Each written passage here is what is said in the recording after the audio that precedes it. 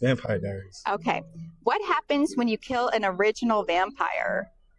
Okay, so they die, but also their whole line of sired vampires die as That's well. right. Their entire bloodline dies. Yes. Question 2. What can kill an original vampire?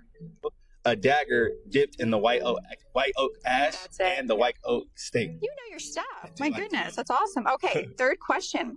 Yes. Which original helped his mother try to kill the originals?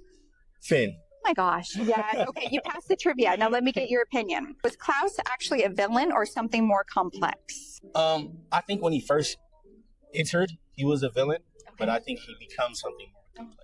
Yes. Okay. I actually completely agree with him. I've always felt like Klaus started out as a true villain, but the longer we got to know him, the more complex he became. When Klaus was first introduced, I honestly didn't think there was any redeeming him. He was ruthless, manipulative, and willing to kill almost anyone who got in his way.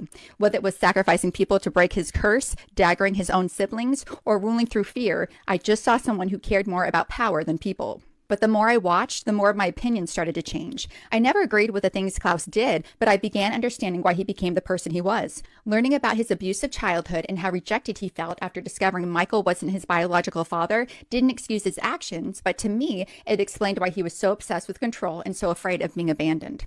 I think that's what made Klaus such a fascinating character. One minute he'd be terrifying everyone around him, and the next you'd see how deeply he cared about Rebecca or Elijah, even if he had a really twisted way of showing it. I've also always loved his relationship with Caroline because it revealed a completely different side of him. For the first time, it felt like someone saw the humanity in Klaus before he fully saw it in himself. So while I completely agree that Klaus started out as the villain, my opinion of him changed as the series went on.